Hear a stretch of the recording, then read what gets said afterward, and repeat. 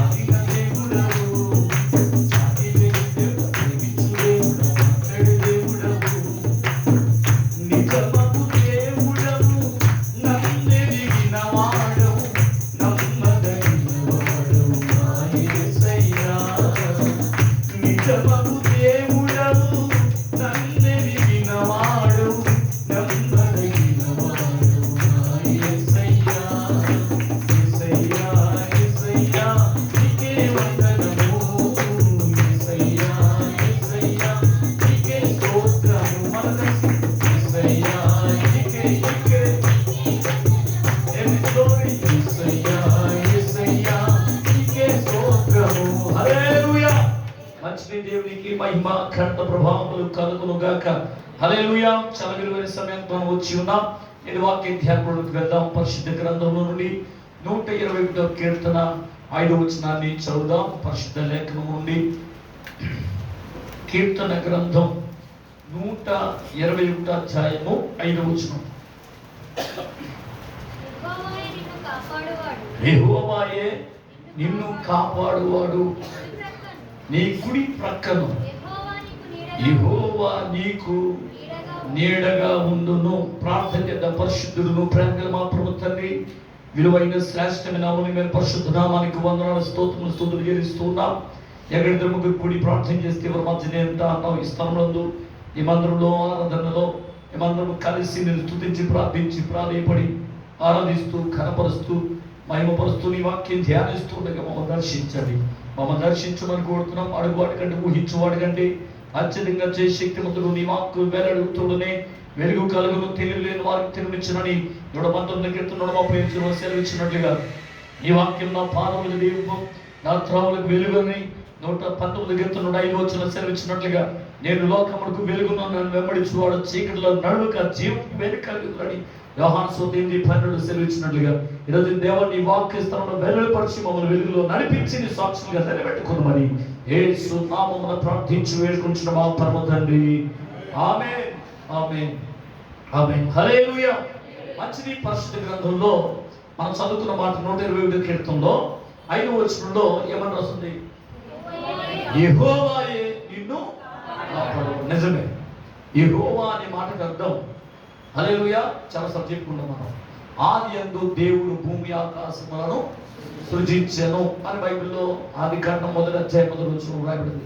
ఆయన ఆత్మ జనములపై అల్లాడుచుండెను అని వాక్యం చెప్తుంది. 1వ అధ్యాయం అంతా మీరు చదువుకుంటే దేవుడు వెలుగు కమ్మని పలకగా వెలుగు కలిగెను అని ఈ వచనాలన్నీ చదువుకుంటూ దేవుడు దేవుడు దేవుడు అని రాస్తుంది. హల్లెలూయా. ఈ దేవుడు ఎవరయ్యా అని ఆలోచన చేస్తూ చేస్తూ చేస్తూ 2వ అధ్యాయం 7వ వచనానికి వచ్చేసరికి అక్కడ అడ్రస్ మెన్షన్ చేస్తుంది. ఏమని? దేవుడైన యెహోవా. కొట్టండి చెప్పండి. హల్లెలూయా. మనం చదివే గ్రంథంలో దేవుడైన యెహోవా అని రాస్తుంది. హల్లెలూయా. ఈ దేవుడే భూమిని ఆకాశమును అందరి సమస్తమును నిర్మించాను అని బైబిల్లో చాలా విపులంగా రాయబడింది. అలాగనే 2వ అధ్యాయం 7వ వచనంలో దేవుడైన యెహోవా నేల మట్టి తీసి తన రూపంలో మానవుడు సృజించుకున్నాడు. అప్పుడు మానవుడు సృజించుకున్నాడు కాబట్టి మానవుడు జీవించు ప్రాణిగా మార్చబడ్డాడు. దేవునికి స్తోత్రం. హల్లెలూయా. ఆయన ఆ మానవునికి దేవుడు కారణంతో కలుగు చేసి పక్కడెముకను తీసి స్త్రీగా నిర్మించి దేవుడు వార్త అంటున్నాడు, మీరు ఫలించి అభివృద్ధి పొంది విస్తరించి భూమిని నిండించి దాన్ని లోపర్చుకోమని దేవుడు ఆజ్ఞాపించాడు, అధికారం ఇచ్చాడు. ఈ ప్రపంచంలో కోట్ల మందిగా మనం బ్రతుకుతూ ఉన్నాం, చలిస్తున్నాం. దేవునికి స్తోత్రం చెప్పండి. హల్లెలూయా. కాబట్టి బైబిల్ గ్రంథంలో రాబడినటువంటి ఆ దేవుడైన యెహోవా మనం సృజించాడు, సర్వ సృష్టిని సృజించాడని మనం చదువుకున్నాం. దేవునికి స్తోత్రం. హల్లెలూయా. ప్రియులారా గమనించాలి. ఇప్పుడు ఆ దేవుడైన యెహోవా అనే మాటగాడుతో యెహోవా అనే మాటగాడుతో నిర్గమాకాండంలో 3వ అధ్యాయం 14వ వచనంలో ఉన్నవాడును అనువాడును. చాలాసార్లు మనం ఈ విషయాన్ని చెప్పుకుంటాం. ఆయన వర్తమాన భూత భవిష్యత్ కాలంలో ఉన్నవాడు. ఎక్కడ 2-3 కూడి నా నామములో ప్రార్థన చేస్తే అక్కడ ఉంటాను అన్నాడు. లోకము దాని సంపూర్ణతయు నాదే అన్నాడు. దేవునికి స్తోత్రం చెప్పండి. హల్లెలూయా. కాబట్టి నేను మహోన్నతమైన పరిశుద్ధతలో నివసించువాడును, ఆయనను వినయముగల వారి ప్రాణము జయం చేయడానికి, నలుగురు వారి ప్రాణము జయం చేయడానికి, వినయముగల వారి ఎద్దును, దీన మనస్సు కలవారి ఎద్దును నేను నివాసం చేస్తాను అన్నాడు. చెప్పండి. ఇప్పుడు ఉన్నవాడు అనే మాటకు అర్థం ఎన్ని మాటలు వచ్చినాయి చూసారా? పరమందు ఉన్నాడు, విశ్వంలో ఉన్నాడు, ఈ ఎక్కడ మన మధ్య ఉన్నాడు, మనలో ఉన్నాడు, లోకము దాని సంపూర్ణతయు ఆయనవే. ఆయన ఉన్నవాడు. పట్టణం తప్పలేడుగా. హల్లెలూయా. బల సౌందర్యములు ఆయన సన్నిధిలో ఉన్నాయి, ఐశ్వర్య ఘనతలు ఆయన సన్నిధిలో ఉన్నాయి, ఆయన గుప్తమై ఉన్నాయని చాలా వచనాలు మనం చదువుకుంటాం. కాబట్టి మన దేవుడు ఉన్నవాడు. నీకు ఏది కొరతగా ఉందో ఆయన దగ్గరే ఉంది. నేను సొంతం చెప్పలేదు. హల్లెలూయా. కాబట్టి ప్రియులారా, మనం ఏ షాప్ దగ్గర వెళ్తే ఒక ఐటెం ఉంటుంది, ఒక ఐటెం ఉండదు.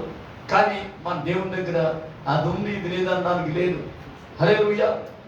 కాబట్టి ఆయన దగ్గరికి వెళ్ళి ఇవి మొరపెట్టడం, ఈయన దగ్గరికి వెళ్ళి మొరపెట్టడం, 100 ఫోటోలు మనం పెట్టుకోక్కర్లే. నేను స్తోత్రం చెప్పండి. అన్నీ ఉన్నవాడు ఒక్కడుంటే చాలు. లోకంలో ఉన్న వానికంటే మనలో ఉన్నవాడు గొప్పవాడు. సరే, మంచిది. దేవుడికి స్తోత్రం. హల్లెలూయా. నిన్ను కాపాడువాడు యెహోవాయే. చదువుకున్నాం కదా. అందుకని ఆదికాండం 15వ అధ్యాయం 26 చదవండి. ఆదికాండం 15వ అధ్యాయము చూద్దాం. 8వ అధ్యాయం 15వ వచనం. సారీ, 8వ అధ్యాయము 15వ వచనం. యెహోవా దూత ఆదికాండం 28వ అధ్యాయము, ఇదిగో నేను నీకు తోడై ఉండి నీవు ప్రతి స్థలంలో నిన్ను కాపాడుచు ఈ దేశముకు నిన్ను మరలా రప్పించేదను. హల్లెలూయా. ఈరోజు ఎంతో మందికి భద్రత లేదు. కాబట్టి దేవుని వాక్యం చెప్తున్న మాట, నిన్ను కాపాడువాడు యెహోవాయే అని చదువుకున్నాం. ఆ యెహోవా దేవుడు యాకోబు గారితో మాట్లాడుతున్నాడు. నేను నీకు తోడు, నేను కాపాడుతాను అని ప్రభు చెప్తున్నాడు. దేవునికి స్తోత్రం. హల్లెలూయా. కాబట్టి ఒక్కడిగా పారిపోతున్నాడు. ఎక్కడికి? తన మేనమామ గారి దగ్గరికి పారిపోతున్నాడు. తన అమ్మగారు చెప్పారు కదా, ఏమండి, తండ్రి దగ్గర నుంచి అన్నగారికి రావాల్సినటువంటి ఆశీర్వాదాన్ని దొంగతనంగా దొంగలించి వెళ్ళిపోతూ ఉండగా ఎబ్బేక్రేవు దగ్గరికి వచ్చాడు. ఆ రాత్రి ఎటుపోవాలో తెలియని స్థితిలో ఎబ్బేక్రేవు దాటిన తర్వాత చీకటి పడుతున్నందువల్ల ఎటుపోవాలో తోచని స్థితిలో పడి ఉన్నప్పుడు దేవుడు అతనితో మాట్లాడుతున్నాడు. హల్లెలూయా. అక్కడ రాళ్ళలో ఒక రాయిని ఏరుకుని అది తలగడగా చేసుకుని నిద్రపోతుంటే ఆ రాతి మీద నుండి ఆకాశం వైపు ఒక నిచ్చెన వేయబడ్డం చూశాడు. దేవునికి స్తోత్రం. హల్లెలూయా. హల్లెలూయా. కాబట్టి ప్రియులారా, దేవుని వాక్యం చెప్తున్నమాట, ఆ రాళ్ళల్లో ఒక రాయి అన్నాడు. ఆ రాయి అన్నారు కదా అని చెప్పి రాళ్ళట్టుకుని తిరుగుతారు జనం. దేవునికి స్తోత్రం చెప్పరే. హల్లెలూయా. కాబట్టి వెంబడించే బండ ఎవరంట? క్రీస్తే. దేవునికి స్తోత్రం. హల్లెలూయా. మార్గదర్శిగా యేసు ప్రభు ఈ లోకానికి వచ్చాడు.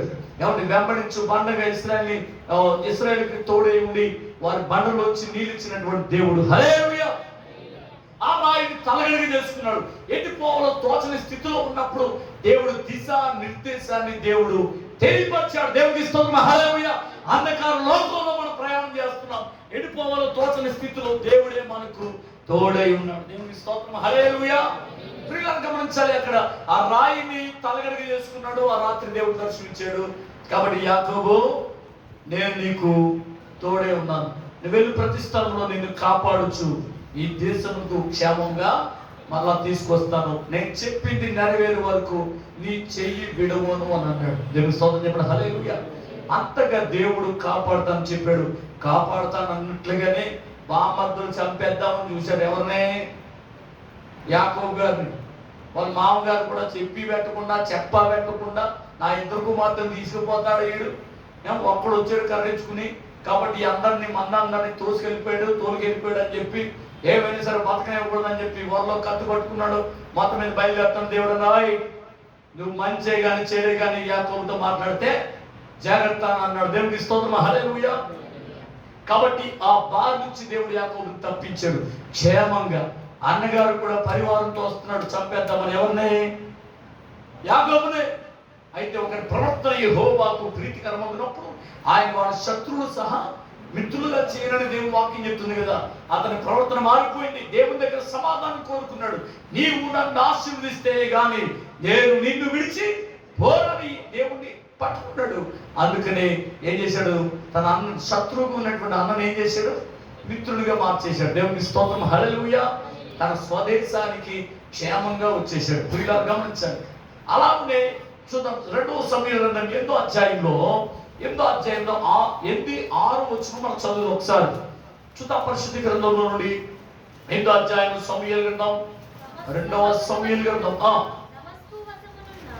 దమస్కు వశమునున్న సిరియా దేశమందు దండు ఉంచగా సిరియను దావీదునకు దాసులై కప్పము చెల్లించుచుండెని.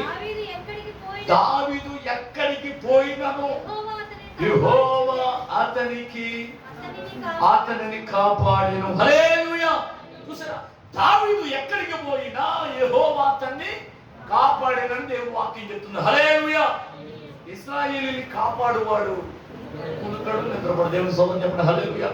కష్టాలు, కన్నీరు, బాధలు, శ్రమలు, ఇబ్బందులు, సమస్యలు కదా, ఒకదాని తర్వాత ఒకటి శ్రమలు మనం కలిసివేస్తా ఉన్నాయి. అందుకని మన విరోధి అయిన సాతాను గర్జించు సింహం వలె ఎవరు మెరుగుదలా తిరుగుతున్నాడు. దేవునికి స్తోత్ర. ఎటు వస్తుందో తెలియదు ప్రళయం ఈ రోజున పొంచి ఉంటే దేశం మీద. కాబట్టి ఎక్కడ ఏం జరుగుతుందో తెలియని స్థితిలో మనం ఉన్నాం. విపత్తులు జరుగుతున్నాయి. ఎవరు క్లౌడ్ బరస్ట్ అన్నారు, మైక్రో క్లౌడ్ బరస్ట్ అంటారు. అంటే దాని భావం ఏంటి? క్లౌడ్ బరస్ట్ అంటే ఒకే చోట ఒక 100 కిలోమీటర్లో ఉన్నటువంటి ఆ మబ్బు ఒక్క చోటికి కేంద్రీకృతం అవుతూ ఒక చోటనే వర్షం కురుస్తుంది. దానివల్ల కొన్ని ప్రాంతాలు జలమయమైపోతున్నాయి. దేవునికి స్తోత్రం. క్లౌడ్ బరస్ట్ అంటే ఏంటి? మైక్రో క్లౌడ్ బరస్ట్ అంటే అప్పుడే భీకరమైనటువంటి ఎండ వచ్చేస్తుంది. ఆ కొద్ది క్షణాల్లోనే ఎవరో వాతావరణం చేంజ్ అయ్యి ఎవరో ఒక పెద్ద చెరువు నీళ్లు పట్టుకొచ్చి ఒక ఊర్లోనే కుమరించేస్తాం. కాబట్టి అక్కడ డ్రైనేజీ సిస్టమ్ సరిగ్గా ఉండకపోవడం వల్ల ఒకేసారి కురవడం వల్ల ఒక గంట వ్యవధిలోనే ఒక చెరువు నీళ్ళు ఆ దిమ్మరిచ్చేస్తే ఏమవుద్దామా? ఊరు ఉక్కిరి బిక్కిరి అయిపోదా? ఒక ఇల్లు మీద పడి ఇల్లు కూలిపోతున్నాయి. ఏంటి ఎప్పుడైనా ఇలా జరిగినాయా అని అర్థం చేసుకుంటే ఎప్పుడు జరగలేదు కదా. దేవునికి స్తోత్రం. హల్లెలూయా. అందుకని యోబు గ్రంథం 37వ అధ్యాయంలో రాయబడిన మాట, ఆయన సముద్ర జలములను పిలిచి మేఘములను వ్యాపింపు చేయవాడు ఆయనే అని బైబిల్లో రాసింది. ఎక్కింపు చేయవాడు ఆయనే అని వాక్యం చెప్తుంది. అలాగే ఆయన చేత నడిపింపబడినవై, ఏంటవి? మేఘములు ఆయన చేత నడిపింపబడినవై నరుల నివాస యోగ్యమైన భూగోళం మీద మెరుపులు ఉరుములు పుట్టించి ఆ మేఘమును వ్యాపింపజేసి శిక్ష కొరికే గాని మేలు కొరికే గాని అవి కురియును అని బైబిల్లో రాస్తుంది. దేవుని స్తోత్రం. హల్లెలూయా. పురాతనమైన గ్రంథం, సైన్స్ ప్రబోధించే గ్రంథం ఏదైనా ఉంది అంటే అది యోబు గ్రంథం. దేవుని స్తోత్రం చెప్పండి. హల్లెలూయా. కాబట్టి పిల్లలు సైంటిస్టులు ఎప్పుడుకో తెలుసుకున్నారు, అప్పుడు నిజమే అని నిర్ధారించారు. కానీ కొన్ని వేల సంవత్సరాల క్రితమే దేవుని వాక్యంలో ఈ విషయాలు పొందబడిచాడు. దేవునికి స్తోత్రం. హల్లెలూయా. శిక్ష కొరికే గాని అని రాస్తుంది అక్కడ, మేలు కొరికే గాని నరుల నివాస యోగ్యమైన భూగోళం మీద ఉరుములు మెరుపులు పుట్టించి మేఘములను మేఘం వ్యాపింపజేసినప్పుడు ఎవరి చక్కగా వర్షం కురుతుంది. అదే మేఘం ఒక చోటికి ఇంక్లూడ్ చేసినప్పుడు ఏముంది? 100 కిలోమీటర్లో కురిసే వర్షం ఒక ప్రాంతాన్ని టార్గెట్ చేస్తే మనం ఏమైపోవాలా? నేను స్తోత్రం చెప్పరా? హల్లెలూయా. కాబట్టి ఎటు చూసినా యుద్ధ సమాచారాలే, ఎటు పోయినా కరువులు, భూకంపాలు. హల్లెలూయా. కరువులు, యుద్ధాలు, భూకంపాలు, స్వార్థం నిండిన చీలిక సంఘాలు, ధనముకు లోకం దాసోహమాయే, క్రైస్తవ విలువే నిర్వర్యమాయే, అన్యాయం విస్తరించింది, అనేకుల ప్రేమ చల్లారింది, అనేకుల ప్రేమ చల్లారిపోయింది.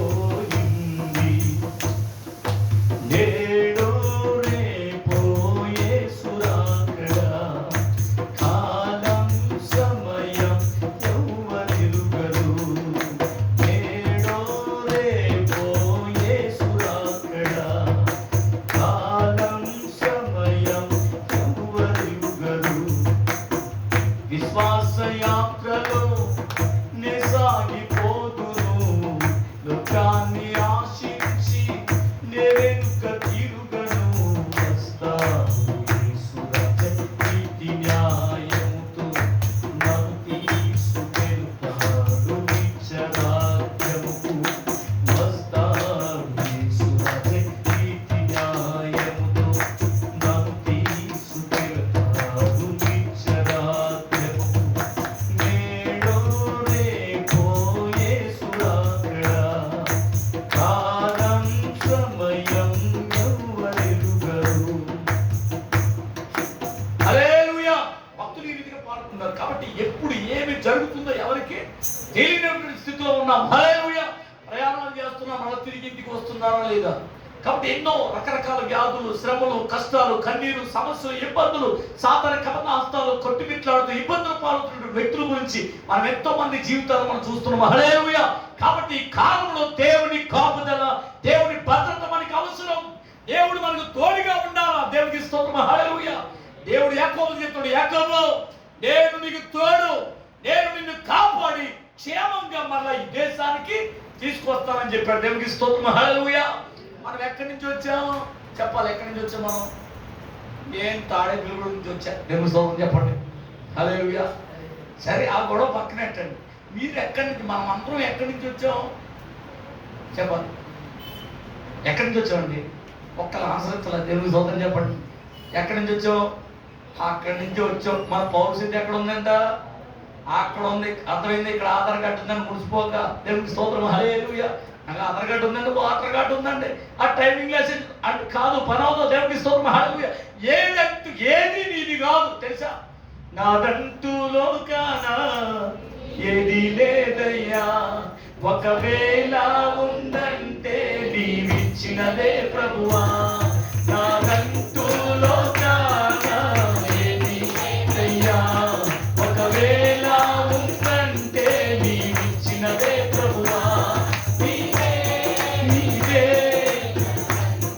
నీవే నీవే నీవే బ్రతుకంతా నీవే. హల్లెలూయా. సరే, మంచిది. పాటలుగా చేరేదాకా దేవుని స్తోత్రం. హల్లెలూయా. మన్నట్టు ఏమి లేదంట. అవునా? నీవు నీ సొత్తు కాదు. హల్లెలూయా. ఏదంటూ మనకి ఈ లోకంలో చాలాసార్లు చెప్పారు. ఇప్పుడు మనం స్థలం కొనుక్కున్నాం. ఆ స్థలం నాది కదా, నేను రూపాయి కట్టవలసిన పని లేదనంటే పన్ను కట్టకపోతాడు. ఏం చేస్తాడు? పొలం ఎర్రజెండా బాధేస్తాడు. దేవుని స్తోత్రం చెప్పరే. నాది ఇల్లు, నేనెవరికి రూపాయి కట్టవలసిన పని లేదని అనుకుంటే పన్ను కట్టకపోతే చెప్పాలి. మున్సిపాలిటీ కట్టకపోతే తాళం చేస్తారు. దేవుని స్తోత్రం చెప్పరే.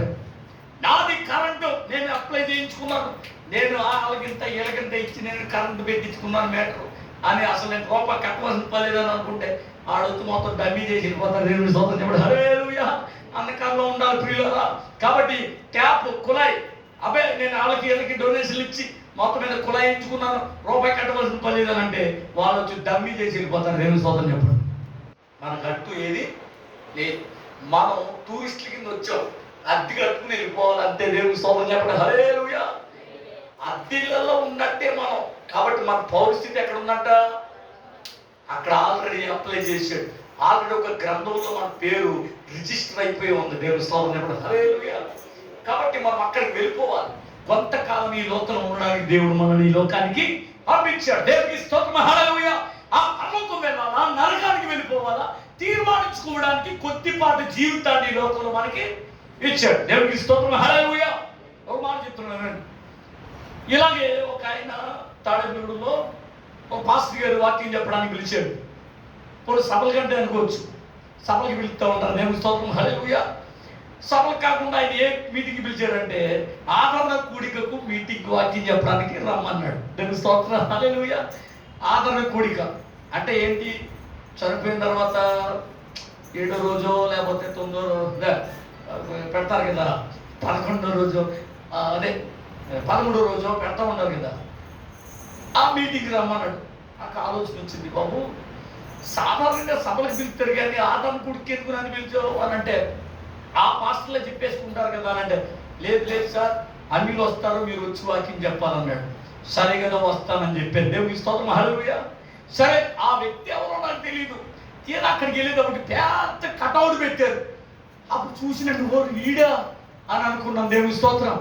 అరే బాగానే ఉండేవాడు, చరక్కాయలా తిరిగేవాడు, ఈ శబ్దాంతరంగా ఎలా పోయి చనిపోయాడండి అని చెప్పి నేను బాధపడి సరే ఒకవేళ బాప్తిజం పొందేదేమోలే అని అనుకుని, అంతకుముందు వాడు ఎలా తిరిగాడో మాకు తెలిసి తాడేపల్లిగూడెం సెంటర్లో. దేవునికి స్తోత్రం. హల్లెలూయా.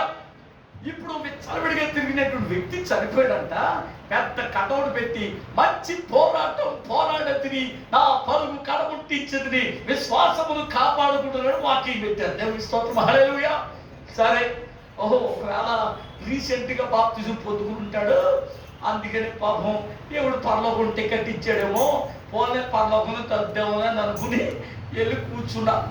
అప్పుడు పాస్టర్ గారిని అడిగాను, ఈయనెప్పుడు దేవుడు నమ్మాడు అన్నాను. దేవుడికి స్తోత్రం. ఈయనెప్పుడు దేవుడు నమ్మాడు అన్నాను. అంటే ఎప్పుడో నమ్మాడంటే బాప్తిజం ఎప్పుడో ఇచ్చేసాం అన్నాడు. దేవుడికి స్తోత్రం. హల్లెలూయా. మరి బాప్తిజం ఇచ్చేస్తే విచ్చలవిడిగా తిరిగేవాడు కదా, లోకానుసారంగా తిరిగేవాడు కదా అని నేను అన్నాను. ఏం చేస్తామండి, ఇచ్చిన పాపానికి కార్యక్రమం చేయాలి కదండి అన్నాడు. సరే మెల్లకుండా కూర్చున్నా. పాస్టర్ గారు ఆన్లైన్లో పిలిచారు. వాళ్ళు వచ్చి గ్రీటింగ్ చెప్తారుగా, అయ్యగారు ఇంత, అయ్యగారు అంత, పరలోకంలో మహిమ కిరీటం ఆయనకి ఇస్తాడు, ఆ పాడవారిని కిరీటం ఆయనకి ఇస్తాడు, మహిమ వస్త్రం ఇస్తాడు, తెల్లని రాతిని ఇస్తాడు, ఆ రాతి మీద చెక్కబడిన నూతనమైన పేరు ఇస్తాడు అని చెప్పేస్తారు. ఎలా కొంచెం బల్లగుద్ది అయ్యగారు ఎలాగ, అయ్యగారు అలాగని చెప్తుంటే నాకు పక్కన ఉక్రోసం, అసూయ, బాధ, ఏడుపు అన్ని కలగొట్టి వచ్చేస్తున్నాడు నాకు. ఎందుకని వీడింత వెచ్చలవిడిగా తిరిగి తాగి ఇలా గుడిసెల్లో తిరిగినోడు చచ్చిపోయి నాకంటే ముందు ఏసే పరలోకానికి వెళ్ళిపోయి యేసుప్రభు ఒళ్ళో కూర్చుంటాడు, యేసుప్రభు పక్కన కూర్చుంటాడు, యేసుప్రభు సింహాసనం కూర్చుంటాడు, కిరీటం ధరించాడు, తెల్లని వస్త్రాలు. అంటే ఎంత నమ్ముకుని మారు మనసు పొంది మాట వల్ల, చూపు వల్ల, ప్రవర్తన వల్ల, ఆలోచన వల్ల దేవునికి వ్యతిరేకమైన కార్యకలాపాలు చేస్తున్నామేమని అప్పుడు మేము నలుగొట్టుకుంటూ ఇంత భక్తి కలిగి బ్రతుకుతున్నా. మేము ఎక్కడికి వెళ్ళాలి? అవునా చెప్పండి అండి. వీళ్ళందరికీ తెలిసివాడు. ఎవరందరికీ? ఇప్పుడు దాకా చెప్పు, అయ్యగారు పరలోకం వెళ్తాడు, మంచి పోరాటం. ఏ పోరాటం చేశాడు? దేవుడికి స్తోత్రం చెప్పలే. హల్లెలూయా. ఏదో పాపం ఎప్పుడో బాప్తిజం పొందాడనంట, ఇప్పుడు వెళ్ళిపోయాడంట. ఇప్పుడు కార్యక్రమం చేశారు కాబట్టి ఇప్పుడు వాక్యం చెప్తున్నారు వీళ్ళందరూ. నాకు బాధ, ఉక్రోషం అంతా ఆపుకోలేక ఆ సమయంలో జార్జ్ రేజ్ గారు వాక్యం చెప్తారన్నారు. పట్టుకున్నాను. దేవుని స్తోత్రం చెప్పండి. హల్లెలూయా. పట్టుకున్నారు, చెప్పేద్దా? దేవుని స్తోత్రం. అప్పుడు మొదలెట్టారు, ఎక్కడికి వెళ్ళరు, పరలోకం తీర్పులోకి వెళ్తారని చెప్పారు. దేవుని స్తోత్రం చెప్పండి. హల్లెలూయా. ముందున్న ముసల పండుగ అక్కడికి వెళ్తారు, మేము తీర్పు లేకుండా పరలోకి వెళ్ళిపోతాం. కొట్టని చెప్పండి గడిగా, కొట్టరేంటండి? దేవుని స్తోత్రం. హల్లెలూయా. లేకపోతే ఆ వాక్యం తీసుకున్నాం ఏమని, ప్రభు శరీరంలో రక్తం పాల్గొములు పొందేటువంటి వ్యక్తుల గురించి మాట్లాడిన మాట కొంచెం రాష్ట్రపతి 11వ అధ్యాయంలో రాయబడిన మాట ఏమనుంది అక్కడ? ఆ ప్రభు బలను నమ్మి బాప్తిజం పొందినవాడు ఖచ్చితంగా దీంట్లో పాల్గొములు పొందాలా. అవునా? దేవునికి స్తోత్రం. పాస్టర్ గారు, ఫిలిప్ గారు చెప్పారు, 3 బాప్తిజం పొందారు. కొట్టాలి చెప్పలు కనుక పరలోకం ఆశ్చర్యమే, ఆనందమే. కొట్టాలి చెప్పలు కనుక. హల్లెలూయా. కాబట్టి ఇంకా అనేక మంది రక్షణ పొందుదురుగాక. హల్లెలూయా. అయితే మీరు ఏం చేస్తారంటే, రక్షణ పొందిన దగ్గర ఒక లెటర్ తీసుకోండి. నా మనసావాచ కర్మణ నేను బాప్తిజం పొందుకున్నానని చెప్పి ఒక లెటర్ తీసుకుని సంతకం పెట్టండి, అంతే సరిపోతుంది. దేవునికి స్తోత్రం. హల్లెలూయా. మంచిది. లేకపోతే రేపు పొద్దున నాకు తెలియకుండా బాప్తిజం ఇచ్చారంటే మనం మీరు తాగెత్తారు, లేకపోతే తాగే పడుకోం. దేవునికి స్తోత్రం. హల్లెలూయా. కాబట్టి పిల్లలు గమనించాలి, దేవుని ఈ వాక్యానికి అనుగుణంగా మనం నడుద్దాం. మంచిది. రక్షణ పొందడం దేవుడు మనకి ఇచ్చినటువంటి గొప్ప ధన్యత. దేవునికి స్తోత్రం. హల్లెలూయా. కాబట్టి రక్షణ పొందినటువంటి ప్రతి వ్యక్తి కూడా ప్రభు శరీరం అని వివేచించి, ఎవరు రాయబడింది అక్కడ? చదువు ఒకసారి. 28, 27, 28 వచ్చిన చదవడం. సారీ, 11వ అధ్యాయం 2 కొరింథీయులకు రాసిన పత్రిక 11వ అధ్యాయం 27, 28 చదవం త్వరగా.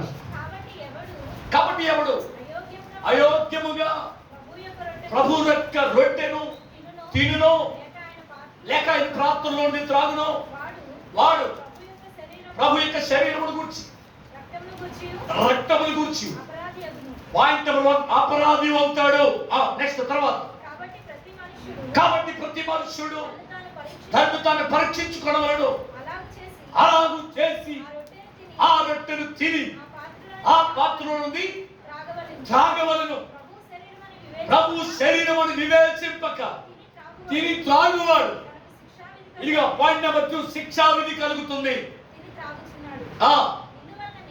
ఇందువలనే మీలో అనేకులు. పాయింట్ నెంబర్ 3, బలహీనులు. పాయింట్ నెంబర్ 4, రోగులై ఉన్నారు. పాయింట్ నెంబర్ 5, చాలా మంది నిద్రిస్తున్నారు. అయితే మనలను మనమే విమర్శించుకొని ఎడల తీర్పు పొందకపోదాం. 5వ, 5వ, 6వ, ఎన్ని స్తోత్రం చెప్పండి. హల్లెలూయా. ఎన్ని పాయింట్లు ఉన్నాయి? 6 పాయింట్లు ఉన్నాయి. మరి జాగ్రత్త. ఎలా రొట్టె పట్టు నిలబడేది ఎవడాడు? ఇస్కరియోతు యూదా. ఆ రొట్టె యొక్క విలువ తెలిస్తే వాడు వెళ్ళిపోతాడా? చెప్పాలి. ఏ గుంపులో ఉన్నాం మనం? రొట్టె అంటే ఇది ఆఫ్టర్, ఇది గోధుమ రొట్టె కదా, ఆఫ్టర్ ఇది ఏంటిది ద్రాక్షరసమే కదా అని అనుకుంటున్నారు వీళ్ళు. జాగ్రత్త. నేను ఒకే మాట చెప్తున్నాను. 6 విషయాలు మీరు చదివారు. మీరు 1 వివేచింపక, 2 ఏమని రాస్తుందమ్మా? స్వపరీక్ష చేసుకోక, 3 ఏమండి ఎవరు రాస్తుందమ్మా? చదువున్నాం మళ్ళా చదువు. వివేచింపక తాగాడంట. నెక్స్ట్ పరీక్షించుకోవాలి. 2 పరీక్షించుకోవాలా?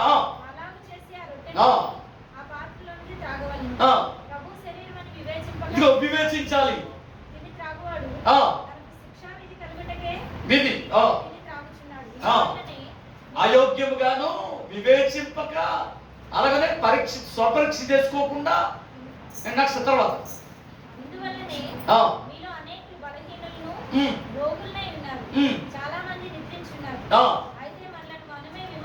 అదిగో విమర్శించుకోకపోతే తీర్పు పొందకపోతుంది. నేను సోదరు చెప్పండి.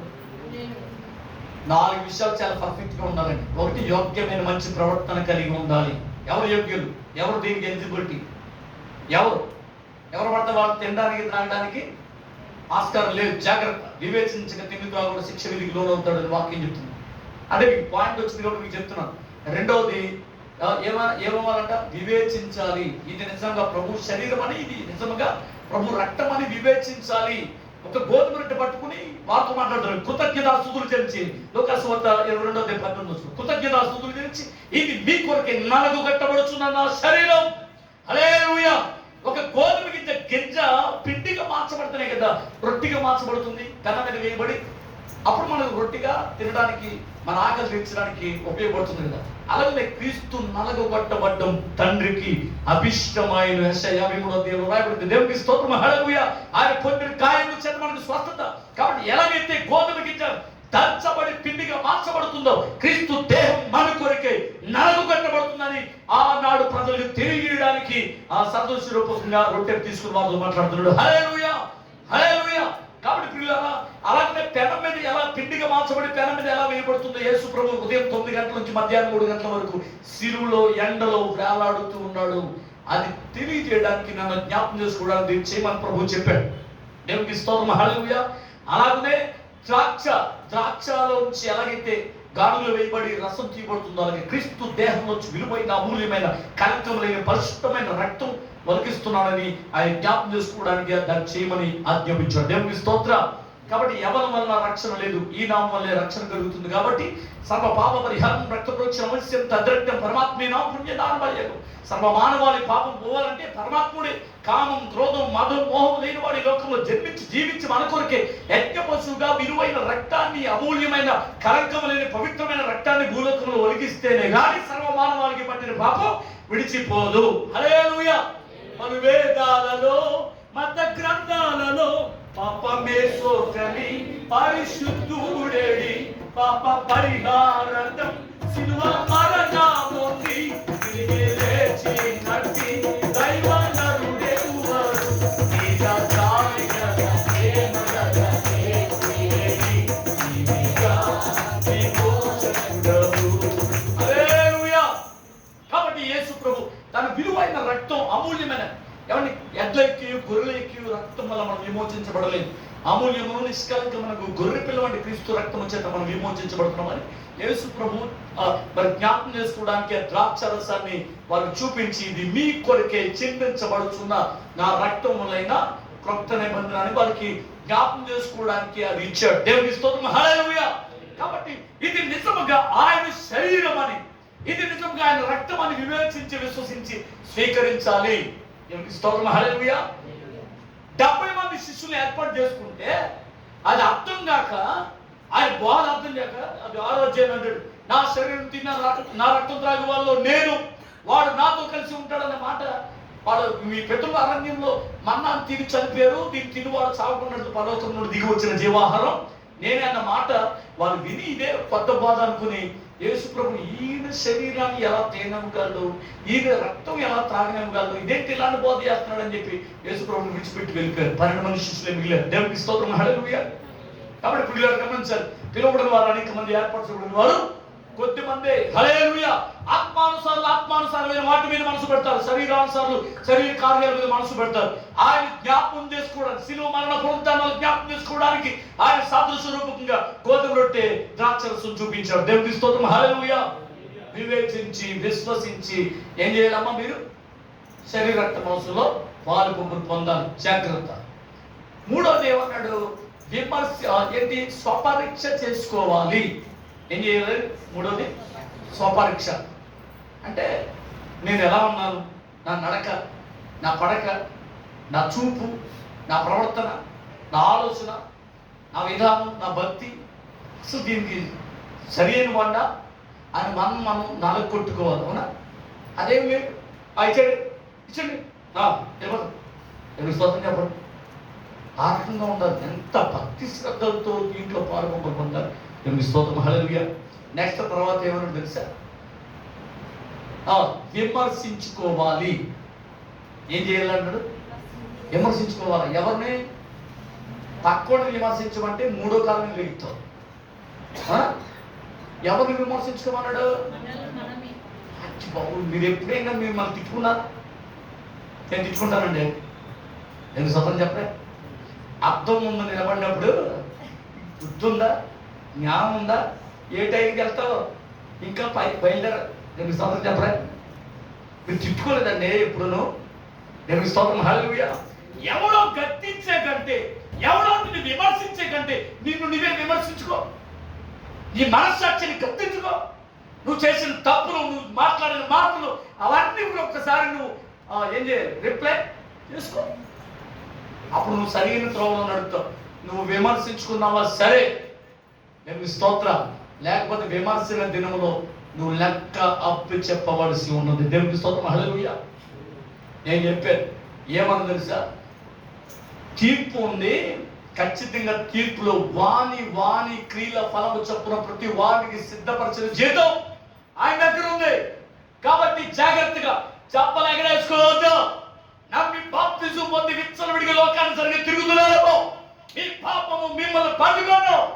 దేవుని దగ్గర నేరారోపణ చేసే సమయం ఆసన్నమైంది. ఇక్కడ మారండి, మారుమనసు పొందండి.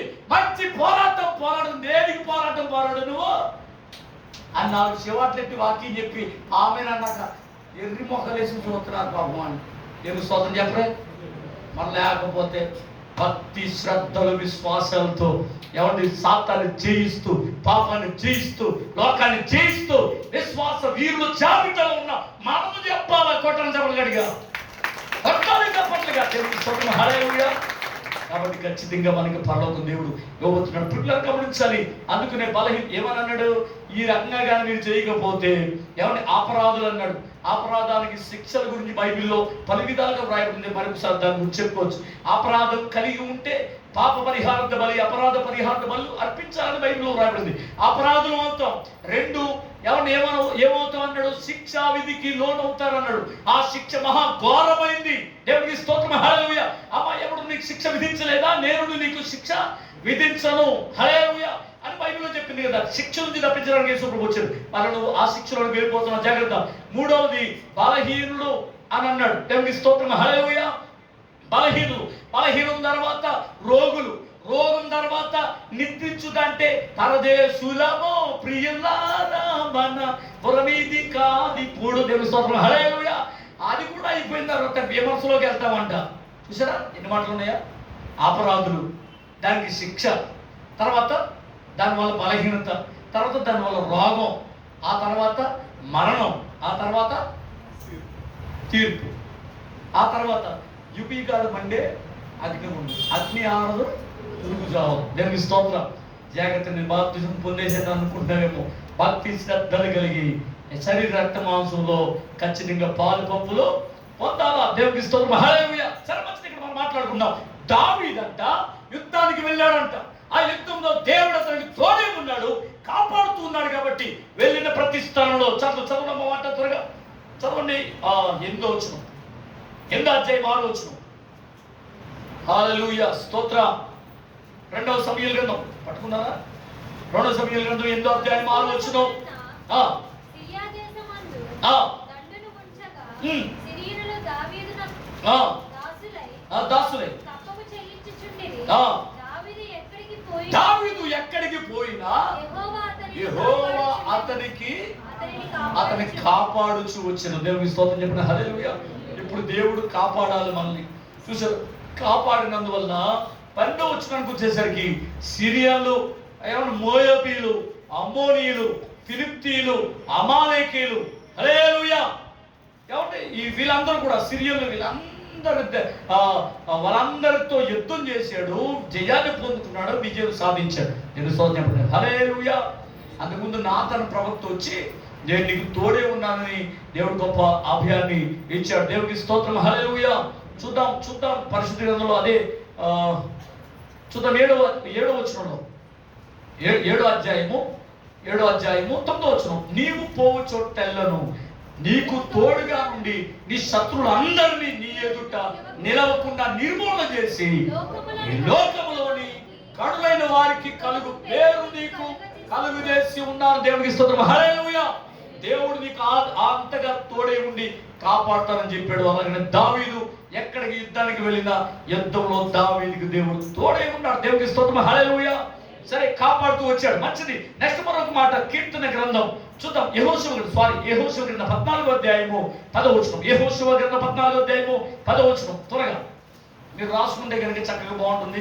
పాయింట్ నెంబర్ 1, పాయింట్ 2, నెంబర్ 2 అలా రాసుకున్న తర్వాత యెహోవా చెప్పినట్లు, యెహోవా మోషేకు చెప్పినట్లు అప్పటి నుండి ఇశ్రాయేలు అరణ్యంలో నడిచిన 45 ఏండ్లు ఆయన నన్ను సజీవునిగా కాపాడి ఉన్నాడు. ఇదిగో నేనిప్పుడు 85 ఏండ్ల వాడను. మోషే నన్ను పంపిన నాటిన నాకెంత బలం ఉందో నేటి వరకు నాకంతే బలం ఉంది. కొట్టని చెప్పలు గడిగా చెప్పారు. ఎంత బలం ఉందో తేలిపోయింది. దేవుని స్తోత్రం చెప్పడం హల్లెలూయా. యెహోషువ గారి కంట 40 సంవత్సరాలు ఉన్న బలం అప్పుడు ఎంత ఉందో 85 సంవత్సరంలో ఉన్న బలం కూడా అంతే ఉందంట. దేవుని స్తోత్రం చెప్పండి హల్లెలూయా. చూసారా, అంటే ఇప్పుడు మోషే గారు యెహోషువ దేవుడు ఏం చేశాడంట, కాపాడుతూ వచ్చాడు. దేవుని స్తోత్రం హల్లెలూయా. కాబట్టి ముసలి వయసులో ఉన్నా సరే అప్పుడే బలం ఉందో ఇప్పుడు అదే బలం ఉందని చెప్తున్నాడు. దేవునికి స్తోత్రం హల్లెలూయా. యెహోషువకి దేవుడు తోడే ఉన్నాడు కాబట్టి యుద్ధాన్ని పంక్తులు సమకూర్చాడు. కానాను స్వాధీనం చేసుకోవడానికి దేవుడు గొప్ప అధికారం ఇచ్చి కాపాడుకుంటూ ప్రజలు ఇశ్రాయేలుని కాపాడుకుంటూ ఎవరి ఆ యొక్క దేశాన్ని వశపరుచుకునేటువంటి గొప్ప ఆధిక్యత దేవుడు యెహోషువకి ఇచ్చాడు. దేవునికి స్తోత్రం హల్లెలూయా. కాబట్టి దేవుడు మనకి ఇస్తానటువంటి సంపద దేవుడు మనకి ఇవ్వబోతున్నాడు. కాబట్టి దాన్ని కాపాడుకునేటువంటి బలం దేవుడు మనకు అనుగ్రహించి నడిపించును గాక హల్లెలూయా. కాబట్టి మంచిది. నెక్స్ట్ తర్వాత పరిశుద్ధ గ్రంథంలో కీర్తన గ్రంథం 34వ అధ్యాయం 7వ వచనంలో ఇశ్రాయేలుని కాపాడువాడు కుడుకడు నిద్రపడుచుంది. యెహోవా యందు భయభక్తులు గలవారి చుట్టూ ఆయన దూత కావలను వారిని రక్షించును. చదవడం 7వ వచనం అమ్మా. ఆయన దూత కావలను వారిని రక్షించును. దేవునికి స్తోత్రం హల్లెలూయా. దేవుడు ప్రొటెక్షన్ ఇస్తున్నాడు. దావీదుకి ఇచ్చాడు, అలాగనే యాకోబుకి ఇచ్చాడు, అలాగే యెహోషువకి ఇచ్చాడు. అలాగనే దేవుడు యందు భయము భక్తి ప్రదర్శించిన వాళ్ళమైతే ఆయన దూతలకు ఆజ్ఞాపిస్తాడంట అవి మనల్ని కాపాడడానికి. దేవునికి స్తోత్రం హల్లెలూయా. అలాగనే 97వ కీర్తన 11వ వచనం కూడా చదవండి ఒకసారి. 97వ కీర్తన 11వ వచనం. 97వ కీర్తన 11వ వచనం. నీ మార్గములన్నిట్లో నిన్ను కాపాడుటకు ఆయన నిన్ను గూర్చి తన దూతలకు ఆజ్ఞాపించును. దేవునికి స్తోత్రం హల్లెలూయా. సరే, ఇంతగా మనం చదువుకున్నాగా వారిని కాపాడాడు, వారికి తోడుగా ఉన్నాడు, దూతలుగా ఆజ్ఞాపించడం మనం చదువుకున్నాం. అయితే మనకు కూడా దేవుడు తన కాపుదల ఇవ్వాలి. దేవుడు ఎవరికి కాపుదల ఇస్తాడు? పరిశుద్ధ గ్రంథంలో 5 విషయాలు చెప్పి నేను ముగిస్తాను. కీర్తన 31వ అధ్యాయము 21వ వచనం. కీర్తన గ్రంథం 31వ అధ్యాయము 21వ వచనం. నా ప్రార్థనల పట్టణములో ఆ, యెహోవా తన కృపను తన కృపను ఆశ్చర్యంగా నాకు ఆశ్చర్యముగా నాకు చూపియున్నాడు. చూపి ఉన్నాడు. ఆయన స్తుతినందునుగాక. ఆయన స్తుతి నందునుగాక. భీతి చెందినవాడనై 31:21 అమ్మా. భీతి చెందిన వాడే. నీకు కనబడకుండా ఆ, నేను నాశనమైతిని అనుకొంటిని. ఆ, అయినను ఆ, నీకు నేను మొరపెట్టగా ఆ. నీవు నా విజ్ఞాపనలతోనే ఆలకించుచున్నావు. హల్లెలూయా, స్తోత్రం, హల్లెలూయా. యెహోవా భక్తులారా, ఆ. మీరందరూ ఆయన ప్రేమించుడి. ఉమ్. యెహోవా విశ్వాసులను అది పాయింట్. వచ్చినమ్మా 23లో ఉందా దేవుని స్తోత్రం చెప్పండి హల్లెలూయా. అక్కడే మరి పప్పులో కాలేస్తాం దేవుని స్తోత్రం చెప్పండి హల్లెలూయా. 23 అయితే నేను 21 రాసుకున్నా దేవుని స్తోత్రం హల్లెలూయా. చూద్దాం ఏమని. దేవుడి విశ్వాసులను కాపాడును. దేవుని కాపుదల మీకు కావాలి అని అంటే నువ్వు విశ్వాసిగా మారిపోవాలి. విశ్వాసం అని అంటే ఏంటి? నిరీక్షింపబడి వాడి యొక్క 11వ అధ్యాయం మొదలు వచనంలో, హెబ్రీయులకు రాసిన 11వ అధ్యాయం మొదలు వచనంలో ఏమండి, అదృశ్యమైనవి ఉన్నవి అనడమే దానికి రుజువై ఉన్నదని అంటాడు. దేవునికి స్తోత్రం హల్లెలూయా. విశ్వాసం అన్నది నిరీక్షింపబడి వాడి యొక్క నిజ స్వరూపమును, అదృశ్యమైనవి ఉన్నవి అనడానికి రుజువై ఉన్నది. దేవునికి స్తోత్రం హల్లెలూయా. కాబట్టి విశ్వాసులను దేవుడు కాపాడతాడు. విశ్వాసం అంటే ప్రగాఢంగా నమ్మడమే విశ్వాసం. మీరు ఎవరిని నమ్మారో దేన్ని నమ్మారో తెలియదు, కానీ నా దేవుడైన ప్రభువుని నమ్మితే దేవుడు మిమ్మల్ని కాపాడక మానడు. కొట్టని సమలు కనుక హల్లెలూయా. ప్రగాఢంగా నమ్మడమే విశ్వాసం. కాబట్టి అబ్రహాము దేవుడిని నమ్మాడు.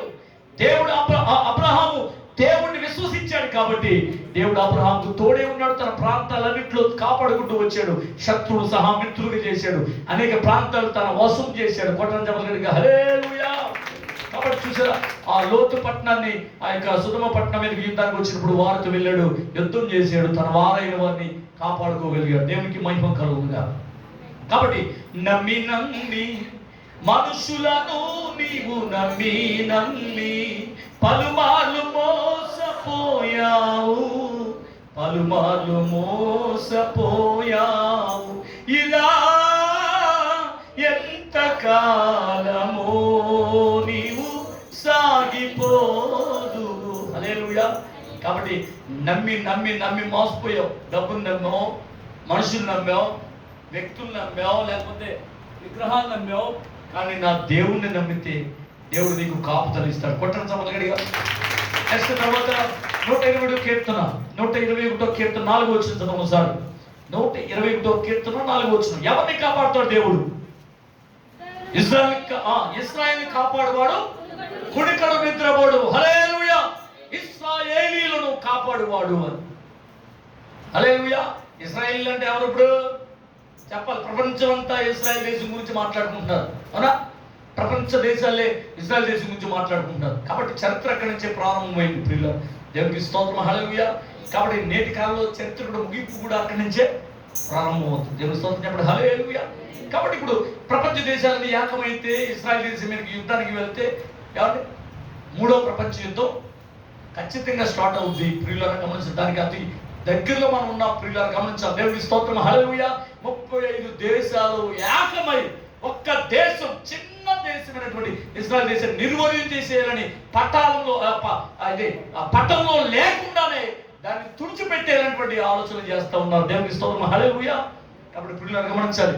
అందుకునే నీ పక్క 1000 మందికున్నా, నీ కుడి పక్క 10,000 మందికున్నా ఆ పాయం మీ వద్దకు రాదు. దేవుని స్తోత్రం హల్లెలూయా. చూసారా ఎంత టెక్నాలజీ అండి ఇది.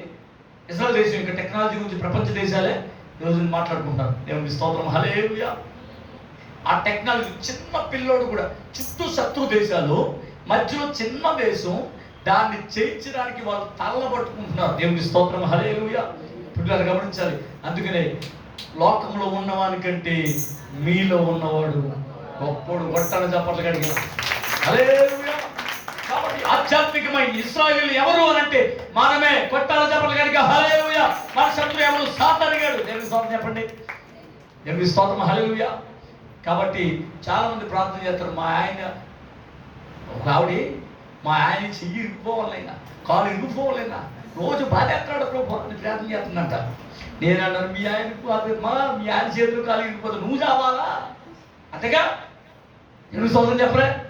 ఇప్పుడు ఎవరికి పేనానికి వచ్చినట్టు ఇప్పుడు ఆయన కాలు చెయ్యి ఇరిగిపోయింది అనుకో, ఎవరు పడాలమ్మా?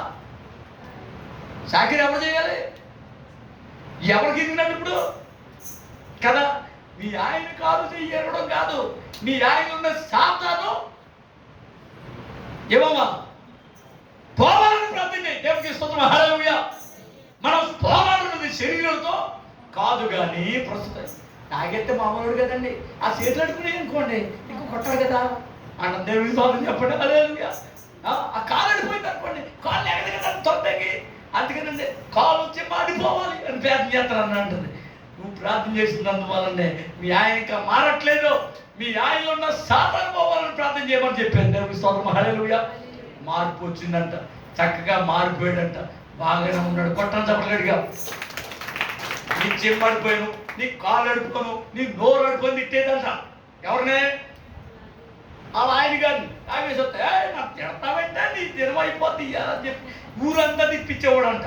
అలాంటిది మానేసిందంటే ఎవరో? ఈ సూర్యకాంతం అక్క ప్రార్థన. మా ఆయన పట్టింది సాతాను అయ్యా, ఆ సాతాను వదిలేస్తే మా ఆయన అంత మంచోడు అని ప్రార్థన చేత మొదలెట్టిందంట. కొట్టని చెప్పలేడుగా. అలాగలగలగలిగి అట్టకేలకి మారిపోయాడు. దేవుడి స్తోత్రం, హల్లెలూయా.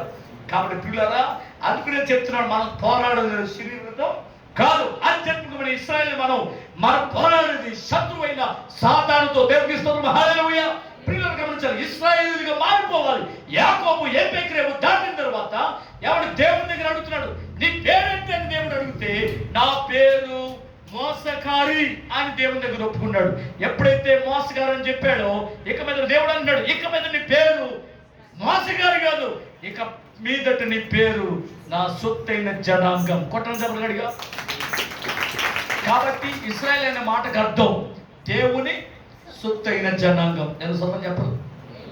నీవు నా సొత్తని పేరు పెట్టి నిన్ను పిలచిన తండ్రి స్తోత్రం. నీవు నా సొత్తని పేరు పెట్టి నన్ను పిలచిన తండ్రి స్తోత్రం. ప్రత్యేక పరచి కృప చేత నన్ను పిలచిన తండ్రి స్తోత్రం. స్తోత్రము స్తోత్రము స్తోత్రము స్తోత్రము, హల్లెలూయా. మనల్ని లోకంలోంచి, పాపంలోంచి, సాతాను కబంధహస్తాల నుంచి దేవుడు మనల్ని ప్రత్యేకించుకున్నాడు. మనం మార్పును పొంది బాప్తిసం పొందిన వాళ్ళమైతే నిజమైన ఇశ్రాయేలీయులం అవుతాం. నేను స్తోత్రం చెప్పండి, హల్లెలూయా. ఇశ్రాయేలు పక్షాన్ని యుద్ధం చేసేవాడు మన పక్షాన్ని కూడా ఉండి శత్రుతో యుద్ధం చేస్తాడు. కొట్టండి చెప్పలు గడిగా. జయం ఎవరిది? జయం ఎవరు చెప్పాలి ఇప్పుడు? ఇశ్రాయేలీయులదే జయం కదా. దేవుని స్తోత్రం చెప్పరా. ఇప్పుడు ఏమండి సెల్ ఫోన్లో బాంబులెట్లు వేపేశారంట. దేవుని స్తోత్రం చెప్పరా. వాకీ టాకీలో బాంబులెట్లు వేపేశారంట. ఎవరే? హమాస్ ఉగ్రవాదులు. దేవుని స్తోత్రం చెప్పరా. ఏంటంట, వాకీ టాకీలు వేరే దేశం వెళ్ళంట, అక్కడ కొనుక్కున్నారంట. పాపం వాళ్ళు పట్టుకుని ఈ హమాస్ వాళ్ళందరూ కూడా వాళ్ళు మాట్లాడుకుంటున్నారంట, యుద్ధం ఎలా చేద్దాం, ఎలాగ ఇశ్రాయేల్ చంపేద్దాం అని అనుకుంటే ఒకేసారి చిచ్చు నొక్కారు. దేవుని స్తోత్రం. ఎవరి జేబులో ఉన్నదో ఆడిది పేరుపోయింది. దేవుని స్తోత్రం చెప్పండి, హల్లెలూయా. టెక్నాలజీ చూడండి, ప్రపంచం అంతా ఉరుక్కుపడ్డారు. ప్రతి వస్తువు కూడా అక్కడి నుంచే ప్రపంచ దేశాలకి ఎక్స్పోర్ట్ అవుతున్నాయి. దీంట్లో ఇవి పెట్టారా బాబు, ఇది పేరుపోద్దేమో అని భయవేస్తుంది జనానికి. దేవుని స్తోత్రం, హల్లెలూయా. చూసారా, ఇశ్రాయేల్ ప్రజలు అంటే ఏమొచ్చిందంట? ప్రపంచ దేశాలకు భయం వచ్చింది.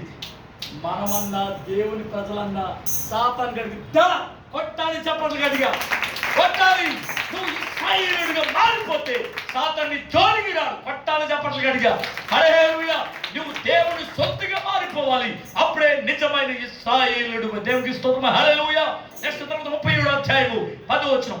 97వ అధ్యాయం 10వ వచనం. అమ్మ చూద్దాం, కీర్తన గ్రంథం 97వ అధ్యాయం 10వ వచనం. దేవుడు ఎవరిని కాపాడుతాడు? అసహించుకోండి. తన భక్తుల ప్రాణము ఆయన కాపాడును. దేవునికి స్తోత్రం, హల్లెలూయా. దేవుడు తన భక్తులుగా ఉన్న వారి ప్రాణమును ఆయన కాపాడడానికి దేవుడు గొప్ప ప్రణాళికను ఏర్పాటు చేస్తాడు. దేవునికి స్తోత్రం, హల్లెలూయా. భయపడుటెందుకు ఓ నా మనస, కలవరమందకు తగది వరస. నీ పక్షమున దేవుడుండగా నీ శత్రువుని ఎదుట నిలబడగలడా? హల్లెలూయా. జీవిత యాత్రలో తుఫాను రేగగా జీవన నౌక అల్లాడిపోగా నా యేసయ్య కనులు తెరిచెను, నా యేసయ్య కనులు తెరిచెను. కల్లోలమంత నిమ్మలమాయెను, కల్లోలమంత నిమ్మలమాయెను. హల్లెలూయా. కాబట్టి పిల్లలు మనం భక్తులుగా ఉండాలి. భక్తులు అన్నాడా భక్తులు అన్నాడా? భక్తులు అంటే ఎవరు, భక్తులు అంటే ఎవరు చెప్పాలి? ఉపవాస ప్రార్థన అంటే జనం ఉండరండి. ఈ 5 10 మందో 30 మందో ఉంటారు. అదే భోజన ప్రార్థన అంటే దేవుని స్తోత్రం చెప్పండి. హల్లెలూయా. అసలు మొత్తం చర్చి సరిపోదు అంతే. టెంట్లో వెళ్ళి టెంట్ మళ్ళీ ఏంటో తెలుసా? పెద్ద ముక్కలా చిన్న ముక్కలా? దేవుని స్తోత్రం చెప్పండి. హల్లెలూయా. కాబట్టి ప్రియులరా అలా మారిపోయింది క్రైస్తవ్యం. దేవుని స్తోత్రం చెప్పండి. హల్లెలూయా. కాబట్టి ప్రియులరా గమనించాలి. ఇక్కడ మనం అర్థం చేసుకోవచ్చు. భక్తులు అంటే భోజనం చేయడానికి వచ్చేవాళ్ళు. భక్తులు అంటే దేవుని కొరకు కనిపెట్టేవాళ్ళు. కొట్టని చెప్పలు కనుక హల్లెలూయా. భక్తి ప్రేమ విశ్వాసము కలిగిన వాళ్ళు, భక్తి విశ్వాసాలతో వాళ్ళు జీవిస్తారు. దేవునికి స్తోత్రం. హల్లెలూయా. భక్తి చేయడం అంటే పరిశుద్ధ గ్రంథంలో సామెతల గ్రంథం 8:13 చెడుతనం అసహించుకునుటయే యెహోవా యందు భయభక్తులు కలిగి ఉండుట అని బైబిల్లో రాస్తుంది. ఆ చెడుగు ఎక్కడుంది అంటే దేవుని వాక్య గ్రంథంలో ఆ చెడుగు ఎక్కడుంది అంటే దేవుని వాక్య గ్రంథంలో మార్కు సువార్త 7:27 అక్కడ చెడుగు హృదయంలో ఉంటుందని వాక్యం చెప్తుంది. అలాగే యాకోబు పత్రిక 1:26-27 చదువుతూ కనుక భక్తి గలవారు ఎవరు అంటే నోటిని నాలుకని భద్రంగా కాపాడుకున్నవాడే భక్తి గలవాడు దేవుని వాక్యం చెప్తుంది. హల్లెలూయా. హల్లెలూయా. మళ్ళా ఈ దిక్కు లేని వారిని వారి ఇబ్బందుల్లో పరామర్శించుడే భక్తి అని దేవుని వాక్యం చెప్తుంది. అలాగనే ఇహలోకంలో ఉన్న మాలిన్యం తన కట్టకుండా కాపాడుకునే భక్తి అని దేవుని వాక్యం చెప్తుంది. ఇహలోకంలో ఉన్నదేంటి? శరీరాశ, నేత్రాశ, జీవనము. ఇది అంటకుండా కాపాడుకున్నవాడే భక్తి గలవాడని వాక్యం చెప్తుంది. ఇలాంటి వారిని దేవుడు కాపాడుతాడు అని దేవుని వాక్యం చెప్తుంది. దేవునికి స్తోత్రం. హల్లెలూయా. హల్లెలూయా. ప్రియులారా మంచిది. ఇంకా మరొక మాట చెప్పుకుని ముగింపు చేసుకుందాం. దేవునికి స్తోత్రం. హల్లెలూయా. కాబట్టి మంచిది చూద్దాం. కీర్తన గ్రంథం 16వ అధ్యాయం 145వ అధ్యాయం 20 త్వరగా 145వ అధ్యాయము 20 చూద్దాం. ఇంకా 2 మాటలు ఉన్నాయమ్మా. ఎవరంటమ్మా? యెహోవాను తన్ను ప్రేమించువారు వారందరినీ కాపాడును. హల్లెలూయా. ఎవరు ప్రేమించాలి చెప్పాలి ఇప్పుడు మీరు? అందచందాల్ని, ఆస్తి ఐశ్వర్యాల్ని, పేరు ప్రఖ్యాతుల్ని, వడ్డానం, పట్టు చీర, అవునా? చెప్పరేంటండి? నేను సోదరు చెప్పండి. హల్లెలూయా. అందచందాలి, ఆస్తి ఐశ్వర్యాలు, పేరు ప్రఖ్యాతులు, దాని వెనకాలన్న గొడవలు ఏంటో మీకు తెలీదు. దేవునికి స్తోత్రం. అబ్షాలోము చూడు పైకి ఎంతో సుందరుడు, హృదయమంతా నిండెను కుట్ర కుతంత్రాలతో, నీ బ్రతుకంతా అలా ఉన్నదా? ఆచారాలకు బానిసైతివా? ఆకర్షించే లోకం ఆశల నాశన కూపం, లోకాశలను జయించుతూ సాగిన చరితము పరలోకం. హల్లెలూయా. నరులు కుమారులు, అది దేవుని కుమారులు అంటే నరుల కుమారుల్ని చూసి చక్కని వారిని చూసుకుని వారికి ఇష్టం వచ్చినట్లుగా ఎవరు వాళ్ళు ప్రవర్తించినందువల్ల తనలుగా రప్పించి తుడిచిపాడేశాడు. జాగ్రత్త. నువ్వు ఎవరిని ప్రేమించాలి, దేన్ని ప్రేమించాలి బైబిల్ గమనించి వాక్య ప్రకారంగా మీ బ్రతుకుల్ని సరి చేసుకోండి. దేవునికి స్తోత్రం. హల్లెలూయా. ఆకర్షించే లోకం, అందచందాల వైపు పరిగెడుతున్నారు ప్రజలు. అలాగే ఆస్తి ఐశ్వర్యాల చుట్టూ పరిగెడుతున్నారు. దేవుణ్ణి ప్రేమించండి. అప్పుడు మీకు ఏది కావాలో, ఏది అవసరమో, ఏ వయసులో ఏది అవసరమో దేవుడు మీకు ఇస్తాడు. కొట్టని చెప్పగలిగా. హల్లెలూయా. కాబట్టి పిల్లలు గమనించండి. అందుకని భవిష్యత్ అంతా నిర్వహణ అయిపోవడానికి ఎవరు కొద్దిగా చదివి ఇంటర్కి వచ్చారని లేదు చాలు. 80% నాశనం అయిపోతున్నారు. ఇంటర్ ఫస్ట్ సెకండ్ ఇయర్లో చాలా మంది ఇబ్బందులు పాలైపోతున్నారు. తల్లిదండ్రులు ఏడుస్తున్నారు, కన్నీరు కారుస్తున్నారు. వాళ్ళ మీద ఏం పెట్టుకుంటున్నారు వీళ్ళు? ఆశలు. దేవునికి స్తోత్రం. ఆకర్షించే లోకం వైపు వెళ్ళిపోయి చాలా జీవితాలు నాశనమైపోయి చావాలో బతకాలో తెలియని స్థితిలో ఉండిపోయారు. దేవునికి స్తోత్రం, హల్లెలూయా. వాక్యం చెప్తుంది దేవుని ప్రేమిస్తే, అందుకనే రోమపత్రిక 8:28 అక్కడ దేవుని ప్రేమించే వారికి అనగా ఆయన సంకల్పం చెప్పున పిలువబడిన వారికి సమస్తము సమకూడి చేస్తున్నాడు అన్నాడు. దేవునికి స్తోత్రం, హల్లెలూయా. నీకు ఏ వయసులో ఏది అవసరమో అన్ని దేవుడు సకాలంలో అందిస్తాడు. దేవునికి స్తోత్రం. కాబట్టి నువ్వు ప్రేమించవలసింది ఆస్తి ఐశ్వర్యాలు అందచందాలు కాదు, దేవుడిని ప్రేమించండి. హల్లెలూయా. దేవుడిని ప్రేమించడం అంటే ఏంటి? ఆయన ఆజ్ఞలు గైకొనుడి దేవుడిని ప్రేమించడం. యోహాను పత్రిక 5:2 మాట కనబడుతుంది. ఆజ్ఞలు పాటించేవారు దేవుడిని ప్రేమించేవారు. ఆజ్ఞలు ఏమున్నాయి? నిర్గమకాండం 20 అక్కడ రాబడిన మాట 10 కమాండ్మెంట్స్. అలాగే యేసు ప్రభు వచ్చి 3 ఆజ్ఞల్లో అవన్నీ ఇమిడ్చి చూపించాడు. ఒకటి, నీ దేవుడిని యెహోవాను పూర్ణాత్మతో, పూర్ణ మనసుతో, పూర్ణ వివేకంతో ఆరాధించాలని చెప్పాడు. అలాగనే నిన్ను వాళ్ళని పొరుగు వాడిని ప్రేమించమని చెప్పాడు. మూడవది, నీ తల్లిదండ్రులను సన్మానించమని చెప్పాడు. కొట్టని చప్పట్లు గట్టిగా హల్లెలూయా, హల్లెలూయా. ఎక్కడ నేను ఒకసారి జ్ఞానం గురించి చెప్పాను. ఏ ఇంటికి వెళ్ళి తల్లిదండ్రులు తన పిల్లలు బట్టి సంతోషంగా ఉన్నారో వాళ్ళ పిల్లలే జ్ఞానవంతులు. అడగని తెలుసుకున్నాను. దేవునికి స్తోత్రం. ఏ కుటుంబానికి వెళ్ళి ఆమె తన ఇంటిని బాగుగా కట్టుకుందో ఆమె జ్ఞానవంతురాలు. జ్ఞానులు సహవాసం చేయవాడు జ్ఞానం గలవాడవుతాడని వాక్యం చెప్తుంది. ఇతరులను రక్షించేవాడు జ్ఞానం గలవాడవుతాడని దేవుని వాక్యం చెప్తుంది. దేవునికి స్తోత్రం, హల్లెలూయా. కాబట్టి ప్రియులను గమనించాలి. ఈ రోజున తల్లిదండ్రులు ఎంతో వేదన పడుతున్నారు. కాబట్టి ప్రియులను గమనించాలి. మనం ప్రేమించవలసింది దేవుని ఆజ్ఞలు. దేవుని ఆజ్ఞల ప్రకారంగా నడిస్తే మనం దేవుని ప్రేమించిన వారు అవుతాం. కాబట్టి 10 కమాండ్స్ మూడు ఆజ్ఞల్లో ఇమిడి ఉన్నాయి. నెక్స్ట్ తర్వాత మరొక మాటలను వెళ్ళిపోదాం. కీర్తన 116 కీర్తన 116 6 చదువుదాం. 6 మాటలు ఇంకొక మాట ఉందమ్మా. సాధువులను కాపాడును. దేవుని స్తోత్రం చెప్పండి. ఎవరు కాపాడతాడు? సాధువులు కాపాడతారంట. దేవుని స్తోత్రం చెప్పండి, హల్లెలూయా. మనం సాధువుగా ఉంటామా? చెప్పండి. నేను వినయం గల వారి యుద్ధను, తీరమనస్సు గల వారి యుద్ధను నివాసం చేస్తాను అంటున్నాడు. మన రేకంప లాంటి వాళ్ళు. దేవుని స్తోత్రం చెప్పండి. అవునా? దేవుని సూర్యకాంత్ అక్క లాంటి వాళ్ళు. దేవుని స్తోత్రం చెప్పండి, హల్లెలూయా. సాధువులను కాపాడు. ఒకడంట ఎవరు చెప్పినట్లేదు అంటాడు, పెద్ద మూర్ఖుడు అంట. అప్పుడు వీళ్ళందరూ అనుకున్నారంటే ఉన్న కుర్రలు అందరూ అనుకున్నారు, ఇన్ని ఏదో రకంగా మనం ఇన్ని మ్యూట్లో పెట్టాలనుకున్నారు. ఏం చేయాలో తెలియట్లే. అప్పుడు ఒకసారి అనుకున్నారు, రై యేసు ప్రభు వ్యాసం వేసుకుందామా అన్నారు. దేవుని స్తోత్రం చెప్పండి. ప్రతిదానికి నేను వచ్చేస్తాడు ఎవడో ఆ మూర్ఖుడు. ఆడ చెప్పినట్టే నాకు. సరే అయితే యేసు ప్రభు వ్యాసం వేస్తారంటే నేనే అని చెయ్యేస్తాడు. దేవుడికి స్తోత్రం. దొరికింది పెట్ట అని అనుకున్నారు ఎవరో ఉన్నవాళ్ళు. మా పనే దొరికాడు రా అని చెప్పి మొత్తం మీద యేసు ప్రభు అనేటప్పటికి ఎంత ఎక్సైట్మెంట్ కదా. 10 మంది వెనకాల ఇప్పుడు జనం తిరిగేవారు. స్తోత్రం, హల్లెలూయా అనేటప్పటికి జనం పడిపోతూ ఉండేవారు. అద్భుతాలు జరుగుతున్నాయి. అందరూ అడుగులో కూతున్నారు. ఎంత ఆనందం వచ్చేస్తుంది వీడికి. ఎవరికే? పెద్ద మూర్ఖుడు. అయిపోయింది, బాగానే ఉంది. నెక్స్ట్ ఘట్టం ఎక్కడికి వచ్చారు? ఆయన పట్టుకోవాలి. దేవుని స్తోత్రం. పట్టుకున్నారు. ఎవరైనా పట్టుకున్నారు? మరి యేసు ప్రభు పట్టుకున్నారుగా, మరి నేను కూడా పట్టుకోవాలి. పట్టుకున్నాను. సర్లే అయితే అన్నాడు. దేవునికి స్తోత్రం. ఆ తర్వాత ఏమండి ముఖం మీద ఏమేయాలి? ముఖం మీద క్లాత్ వేయాలి కదా. అర్థమైందా?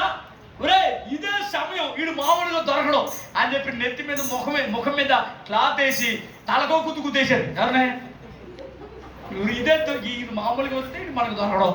యేసు ప్రభు వ్యాసంలో ఉన్నాడు కాబట్టి తిరగబాటు చేయకూడదు అని చెప్పి నెత్తి మీద మూసికేసి మొత్తం మీద పిచ్చ కొట్టుడు కూడా వేశారు. ఎవరినే? యేసు ప్రభు కాదు కదా, ఒక మూర్ఖుడిని యేసు ప్రభు వ్యాసం వేసుకోవడానికి పెట్టారు. అంతే. పాపం చాలా ఉక్రోషం వచ్చేస్తుంది. ఎవరికే? నాకు ముసిగేసి కొడతారంటారా మీరు అని చెప్పి చాలా కోపంగా చూస్తున్నాడు. ఎవడో తిరిగిట్లే. మొత్తం మీద ఎవరు కొట్టారని చూస్తున్నాడు. ఎవరు చెప్పట్లే. ఈలోపు ఒకడు వచ్చి ముఖం మీద ఏం చేశాడు? మూసాడు. మరి బైబిల్ ఉంది కదా. ఒకడు వచ్చి ముఖం మీద మూసాడు. పాపం ఇంక ఇప్పటికే ఉక్రోషంతో ఉన్నాడు. ఎవడు కొట్టాడు తెలియక కాండ్రికి చూసేసాడు నాటి మీద. ఎవడి మీద?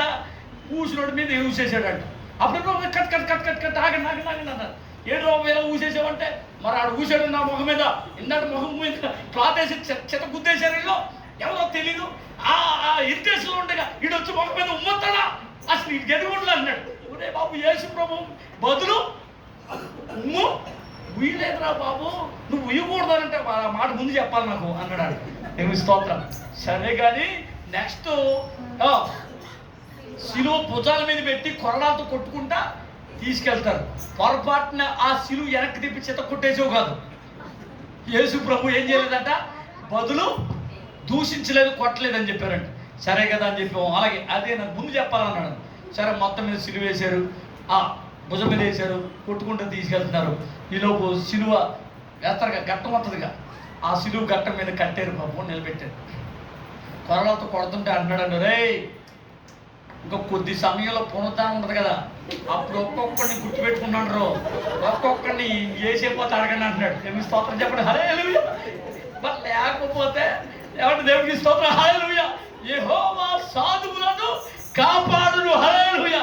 వినయ భయభక్తులు కలిగి ఉండడం నేర్చుకోండి. ఏమంటే సాత్వికులు ధన్యులు, వారు భూలోకమును స్వతంత్రించుకుంటారు. దేవునికి స్తోత్రం, హల్లెలూయా. నెక్స్ట్ లాస్ట్గా కీర్తన గ్రంథం 146వ అధ్యాయం 9వ వచనం. కీర్తన గ్రంథం 146వ అధ్యాయము 9వ వచనం. అమ్మ, యెహోవా పరదేశులను కాపాడును. దేవునికి స్తోత్రం చెప్పండి, హల్లెలూయా. మన పౌరు స్థితి ఎక్కడుందమ్మా? పరలోకంలో ఉంది. అదే ఆలోచనతో ఉండండి, దేవుడు మిమ్మల్ని కాపాడుతాడు. కుట్ర చెప్పలు గడిగా మనం ఎక్కడ ఉన్నాము? పరలోక సంబంధులు కదా.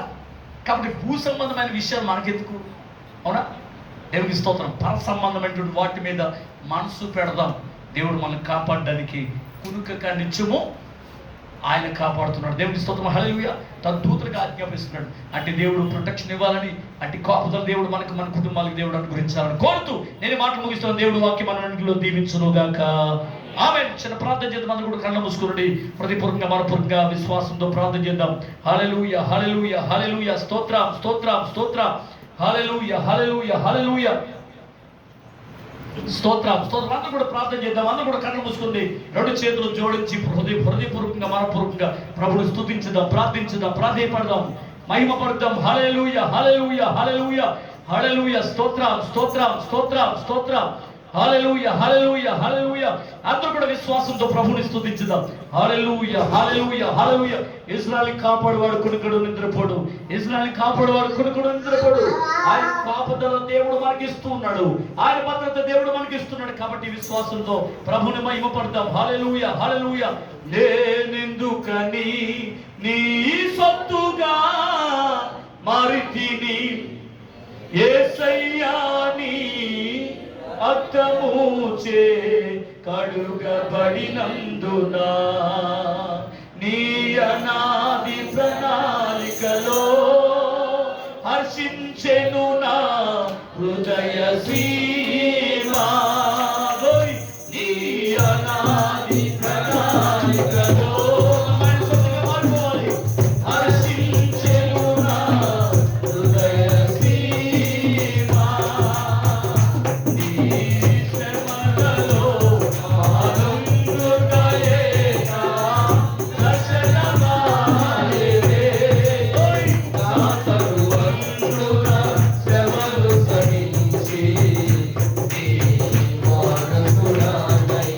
Hallelujah.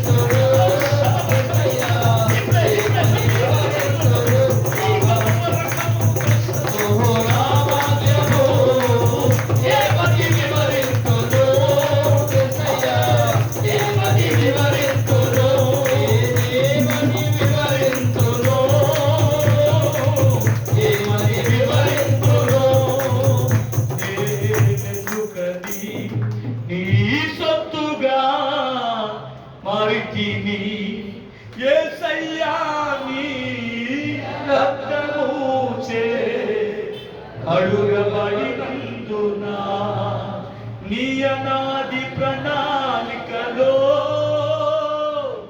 హర్షించెను నా హృదయ సీమా. హల్లెలూయా హల్లెలూయా. స్తోత్రం స్తోత్రం స్తోత్రం. పరిశుద్ధుడు ప్రేమలో మా ప్రభు తండ్రి, పరలోకం విడిచిపెట్టకూడని భాగ్యం ఎంచుకున్న కానీ నన్ను వ్యక్తులు ఈ లోకానికి వచ్చి మా పాప శాపములను విడుదల కలిగించావు. ఈ రక్తంలో మా పాపాన్ని కడిగి వేశావు. మమ్మల్ని పరిశుద్ధులుగా మార్చుకున్నావు అయినా. కాబట్టి ప్రభావ దేవుని సొత్తని ఈరోజు మాతో మాట్లాడావు. నిజమైన ఇశ్రాయేలుగా మమ్మల్ని చేసుకున్నావు. ఈ సొత్తైన జనాలుగా మమ్మల్ని మార్చుకున్నావు అయ్యా. కాబట్టి ప్రభావ నీ వారసులుగా చేసుకున్నావు. ఈ ఆత్మాభిషేకంతో నింపండి. నీ కాపుల భద్రత మా కడు గురించి ఈ రాత్రి వ్యాప్తి కొరకు మమ్మల్ని సాధనలుగా వాడుతున్నాను.